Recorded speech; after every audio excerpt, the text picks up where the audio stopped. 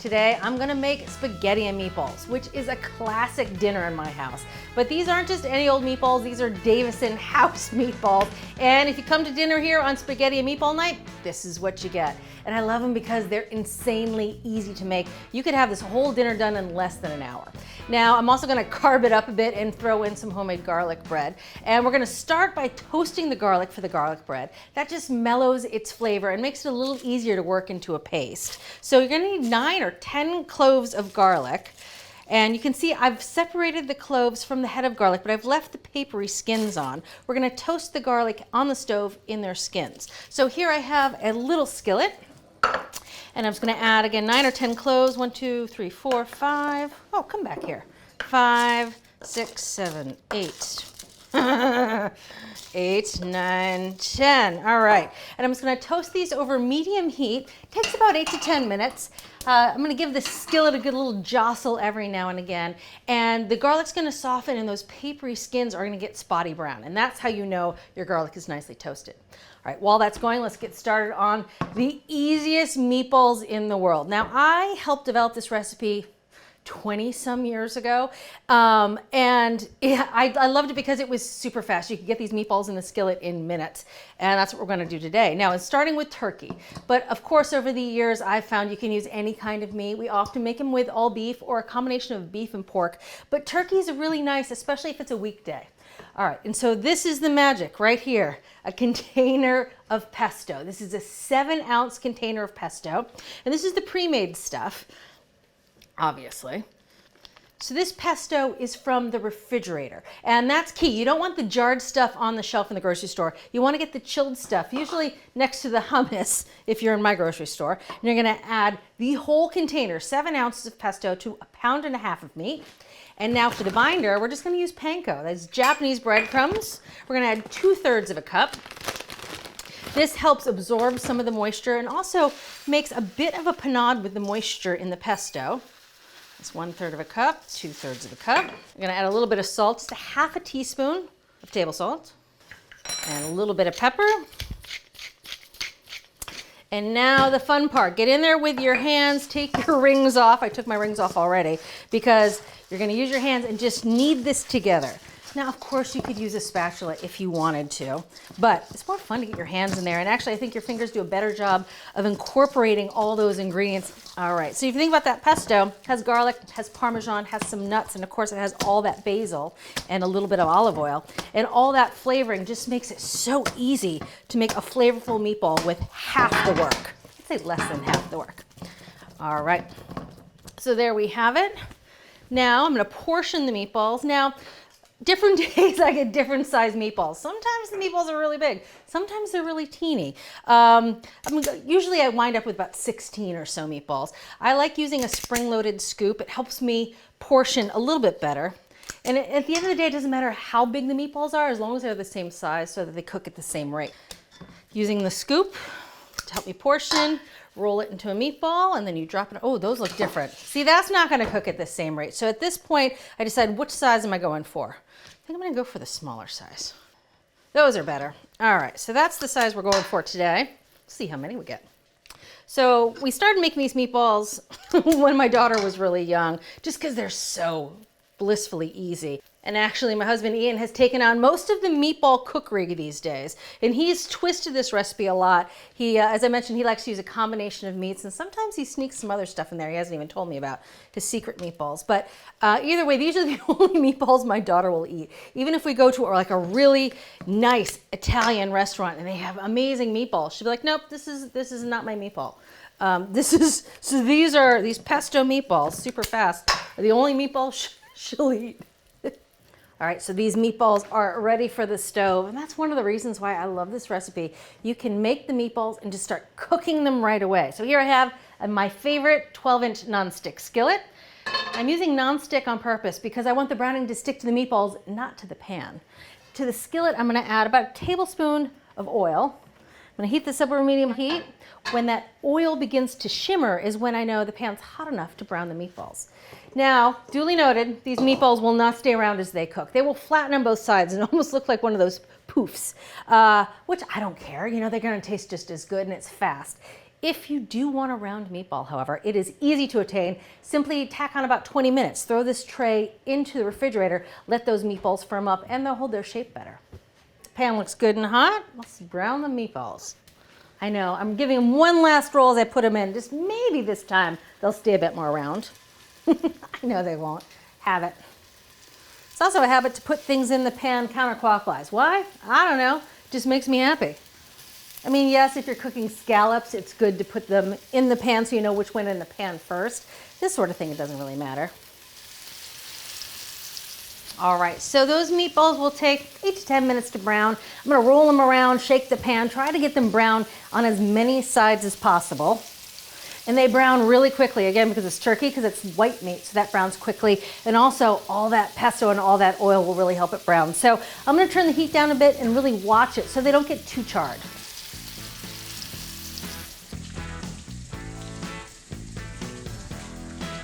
Okay, so meatballs are browning. The garlic's toasted. Look at that. That's beautiful. You can see it looks burnt, which is perfect. It's not burnt on the inside. It'll be a little charred. It's soft. It's hot. I'm gonna let these cool a little bit. And then we'll peel them and mash them with a little butter for the garlic bread later. And the only other prep I really have to do is deal with the tomato sauce, because you need tomato sauce for the meatballs. So what I'm gonna do is I'm gonna use 3 cans of tomatoes here. And they're the 14.5 ounce, the little guy, diced tomatoes. And I like using diced tomatoes because I want 2 textures in the sauce. I want a nice smooth sauce, but I want bits of tomato. So what I'm gonna do is take 2 of the cans, and I'm gonna process them till they're nice and smooth, but I'm gonna leave this 3rd can as it is. That way you'll get a nice variety of textures. You can use a food processor. I think a blender's a bit easier. All right. That's it for the tomatoes. That is good browning. So what I'm gonna do is try to get that same browning all over each meatball. All right. And the last bit of prep I have to do is simply to chop an onion to give a little base of flavor to the tomato sauce. I'm gonna cut it as small as possible because my 12-year-old does not like to see chunks of onion. So the smaller the better in her world. All right, so I'm just gonna finish chopping up this onion, browning the meatballs, and then we can make the sauce and make the garlic bread. Take a look at these meatballs. Oh, maybe I should start calling them meat poofs because they're not really balls anymore. This one's almost got a pyramid shape to it. All right, so I'm gonna take them out of the pan. They're not all the way cooked through. They're just nicely browned. I'm gonna finish cooking them in the sauce. That way they'll cook through and the sauce will get more flavor. Take them out of the pan. You can see a lot of oil has come out of these meatballs because I used a lot of pesto. We're gonna save some of that oil because that oil is really good flavor for this sauce. But depending on the brand of pesto, you get different amounts of oil that come out. And that's just a bit too much for me. A little goes a long way. So I'm gonna pour it all out, then just add some back. Whoop. All right. Add a little less than half that back. Into the hot pan goes the onion. Always gonna add a little bit of salt with the onion. Just a pinch or 2. And this onion, turn the heat down a bit. This should be on medium heat. Skillet's pretty hot because it's been browning the meatballs for the past 10 minutes. So we're gonna let these onions cook down about 5-7 minutes. All right, that means it's time to turn our attention to the garlic bread, which is quite frankly my favorite part of this whole meal. I don't make it every time I make meatballs because it's a lot of carbs, but man, is it good. And this recipe is an oldie but a goodie. It's well over 20 years old, and it was originally developed by my dear friend Adam Reed, who is the gadget guy on America's Test Kitchen. I've worked with him for over 2 decades, and it's just so simple. And it's just a loaf of bread. Now, obviously, this is one of those Italian football style loaves. It's a supermarket loaf. It's squishy. It doesn't have a thick crust. It is not an artisanal loaf. And that is what you want. You want supermarket Italian bread for this. All right, so obviously we're gonna cut it in half. Use a sharp knife. Now, cutting it in half is harder than it looks. So what I do is I go slow, I stand it on end, and I really make sure I look through both sides because you really don't want the top to be too thick. So go slow, slice it through. There you go. Oh. All right, we'll set those aside. Now we gotta make the flavorful butter that's gonna go on top. And here I have 6 tablespoons of unsalted butter. I know it's a lot of butter, so sue me, but it's a lot of bread. Now to the butter, we're gonna add garlic. And here's the toasted garlic. You see, I'm gonna peel this off, peel off this outer paper, and you can see that the cloves underneath still have a little of that browning on it. That's good caramelized garlic flavor. I love that. So I'm gonna peel off all the papery skins, and they kind of just fall off, really. There is all of our toasted garlic. All right, now I'm gonna chop up the garlic, but I'm gonna sprinkle it with a little bit of salt. That salt just adds a little bit of texture, almost like sand or sandpaper, to make it easier to chop up the sticky garlic. You can see how soft this garlic is. I'm gonna chop it into rough pieces, and then I'm actually gonna scrape it against the side of the board to make a nice garlic paste that'll meld really well with the butter. Now, it's not as soft as roasted garlic. That's much softer and has a much more roasty flavor. This is toasted garlic, so it has a little bit of that raw flavor, which is perfect for this garlic bread. Never happened. Oh, it's so good. All right, so there's the garlic paste. Right into this bowl of unsalted butter. Again, that's 6 tablespoons. I use unsalted because salt amounts in salted butter vary so much based on the brand of butter you buy. So if I buy unsalted butter, I can add the salt myself, which I prefer. I'm gonna add a little more salt. Last but not least, gonna add some Parmesan, about 2 tablespoons thereabout. Maybe a little extra. Yeah, that's good. Oh, look, a piece fell off. I hate it when that happens. All right, so that's the garlic bread. So I'm just gonna take about half of this and I'm gonna spread it on the bread. I'm using this very stiff spatula that I think was a freebie. I think this came like with the food processor or something. And when it came in the box, I thought, well, who'd want a spatula that's that stiff? Well, it turns out it has a couple good uses. For this and for getting dog food out of a can, that's its other good use we found. And so my husband feeds the dog. He's always looking for the white spatula. Ha ha ha, ha ha ha. All right, let's put this on a sheet pan. And this is ready for the oven. Now, I'm not gonna put it in the oven right away. It bakes in about 10 minutes and it tastes so good when it's fresh out of the oven. So I'm gonna time it so we can put it in the oven right before we eat so it's good and fresh. But I like getting it ready ahead of time. All right, let's take a look at these onions. Oh, look, nice and soft, getting a little brown and caramelized around the edges, just perfect. Those caramelized bits add a lot of flavor to an otherwise pretty simple sauce just made with canned tomatoes. All right, to this we're gonna add a little bit of garlic, some pepper flakes, some chili flakes. I always eye the amount of chili flakes. That was actually a bit more than I usually add. And we're gonna add some garlic. So this is 3 cloves of garlic, raw garlic, not the toasted stuff. And I'm gonna use a garlic press. I love garlic presses. I know people, especially professional chefs, say, oh, a garlic press is no good. Well, maybe they're not making dinner on a Tuesday after they've been filming all day, you know what I mean? Because, oh, it just makes it so easy. I don't even peel the garlic anymore. I just take the garlic, I trim off the end, and I put it cut side down in the hopper, and right over the skillet, squeezing it out, nothing but net. For midweek cooking, that's the kind of tip that will save you a good couple minutes. All right, don't need to cook the garlic or the pepper flakes for very long, just until you smell them, just for about 30 seconds. And I turn the heat way down because the onions are starting to really get nice and golden. I don't want to get them too browned. All right, starting to smell the garlic, starting to smell the chili flakes. Now it's time to add the tomatoes. That's the can of diced tomatoes that I did nothing with. And then here's the pureed tomatoes.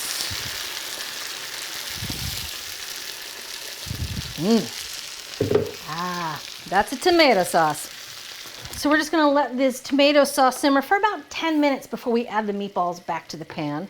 And over the years, I've tried skimping on this simmering time just because I've been in a rush, and I've regretted it every time because it takes a good 10 minutes for that tomato, that tinny canned tomato flavor to evaporate. So give it 10 minutes, then we'll add the meatballs back to the sauce so the meatballs can cook through and the meatballs can give some flavor to the sauce.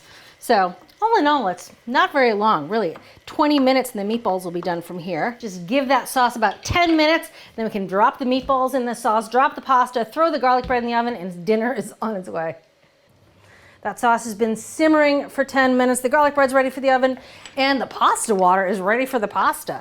Now, I don't salt my pasta water before I bring it to boil, unlike my husband who salts it then brings it to a boil. So it's a constant discussion in our house whether the water has been salted. But because I'm cooking, it hasn't been salted. It's a big pot of water. The more water, the better when cooking pasta, really. And this is a pound of spaghetti. This is my favorite brand of spaghetti because it's on the chubby side, like like me. And it kind of balloons up and has a really good mouthfeel, and it tastes amazing. This texture is not for everyone, this thicker spaghetti. But like I said, it's my favorite. All right, turning the pasta back on high. You want to bring that water back to a boil as quickly as possible. I remember growing up, I used to watch Julia Child in the kitchen all the time. I mean, who didn't, right?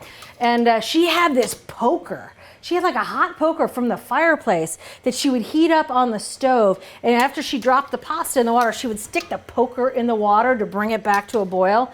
I haven't graduated to that yet. It's still a little scary. I'll try a lot of things. Maybe I'll ask for a pasta poker for Christmas because I kind of want to try it and see if it makes a difference.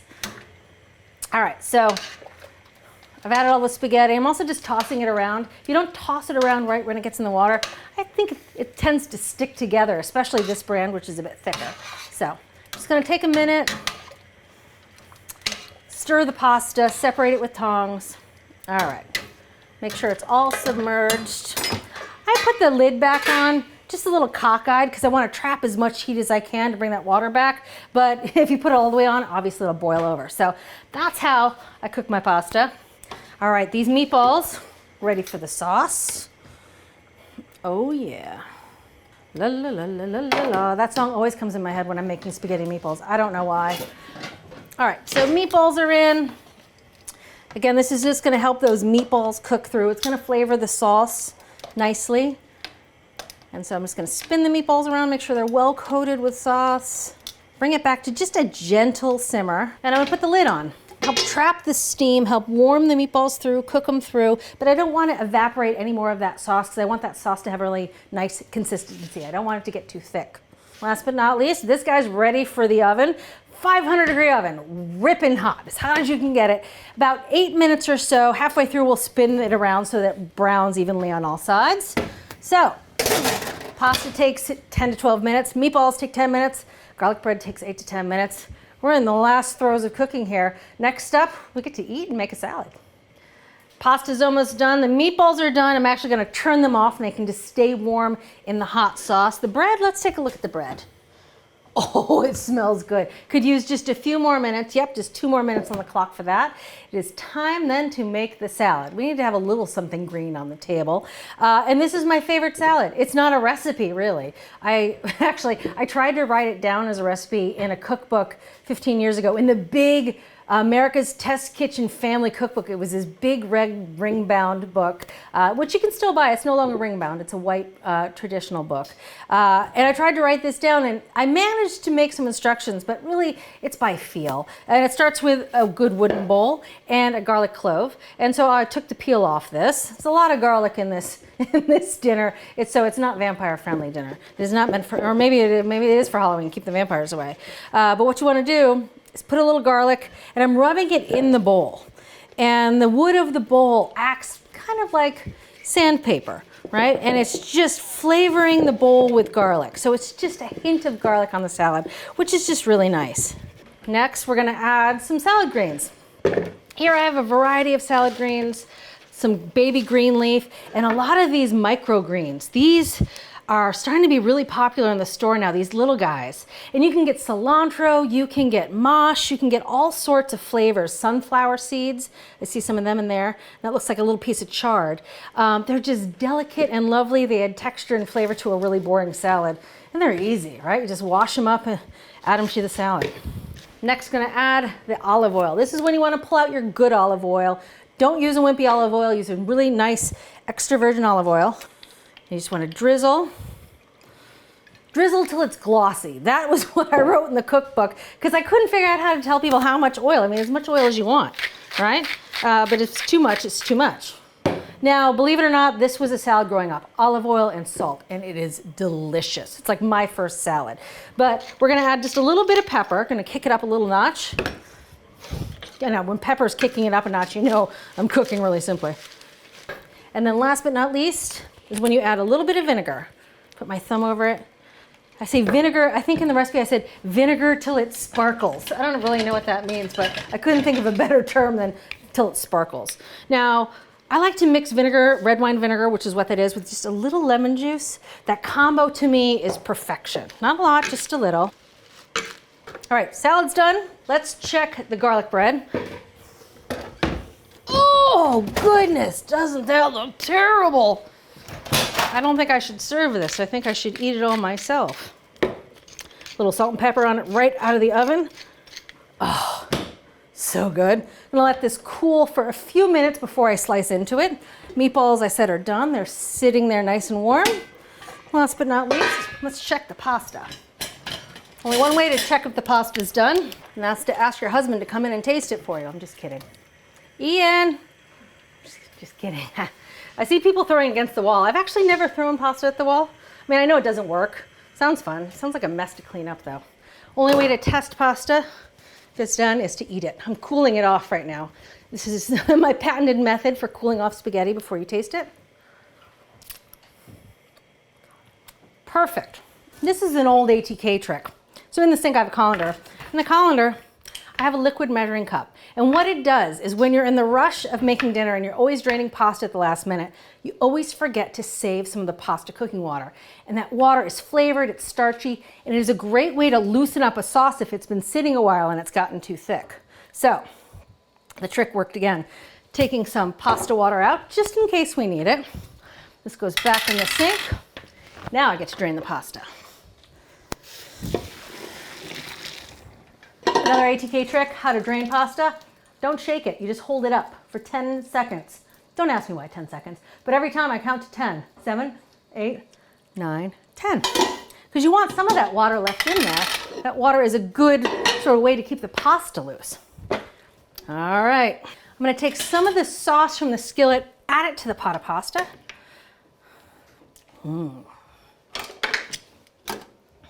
Now I know everyone likes to put the Parmesan over the top. I like to mix a little Parmesan in with the pasta just because I can't get enough Parmesan. Also, I think it helps that first bit of sauce stick really well to the pasta.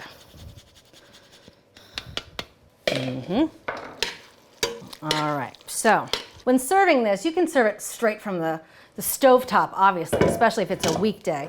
But in our house, we wind up plattering a lot of things. And my husband actually worked at this big spaghetti house here in Boston called Vinny Testa's way back in the day. I mean, it might have been a teenager. And so everything gets pretty much served on a big white platter. Sometimes they're oval like this one. I'm just gonna dump, oh. That's how I style food. I don't style it. You know, I'm told if you spin, if you really were into it, you can make spinny things in the pasta. I swear I've done this a million times. It just gets covered up by the meatballs. But you can play with that if you want to. All right, next the meatballs go right on top. And actually this is a dinner that sometimes when neighbors need a little helping hand or they need dinner brought over, this is what we do. We make a big platter of spaghetti and meatballs and garlic bread and salad and just bring the whole platter right to their house. It's a really nice thing to give to a neighbor who is in a rough spot and just needs a hot dinner at the ready. Here I have some fresh basil. I don't chiffonade basil in real life. I know I do it on TV and I think it's fun and it's pretty. I also think it's a little precious for home. I like big pieces of basil and sometimes I don't even take a knife to it. I don't want to beat the basil up that much. So I'll just take my fingers and tear off pieces of basil and leave them nice big hunks. If it's too small, it winds up looking like grass clippings. All right, there's spaghetti, meatballs, some nice basil on top. Last but not least, this garlic bread. Just cut this up into nice pieces so people can just grab it right off the platter. I like leaving a few big pieces for Mr. Ian because he likes the garlic bread. And you know what I want to do is put a little more parm on the top of that pasta. There it is. I have like 3 of these microplane zesters. I love them and I use them for everything from garlic and parm. I use perfect for ginger. That looks good and that's dinner basically, as easy as it gets and so fast for a midweek. Make up some plates for everybody. All right. Marta likes the centers, Ian likes the ends. I like the middle. Marta gets 2 meatballs. I like 3 meatballs. And lots of room for salad. I like jamming the salad right on the plate with everything else. Old school. Of course, you could serve it separately in a bowl if you didn't want it to get all saucy, but getting a little of the tomato sauce on the greens is kind of what spaghetti dinner is about. Little salad for Marta. I always give her more salad than she eats, just in hopes that one day she will love salad. One day. It's gonna happen one day. Nice big portion for Ian, and that's an overflowing plate of food, just like we like it here in the Davison household.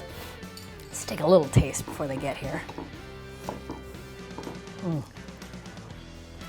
Perfect meatball. Oh, and this bread, you kidding me? That fluffy bread. Perfection. All right, and that's dinner. Dinner is served at the Davison house.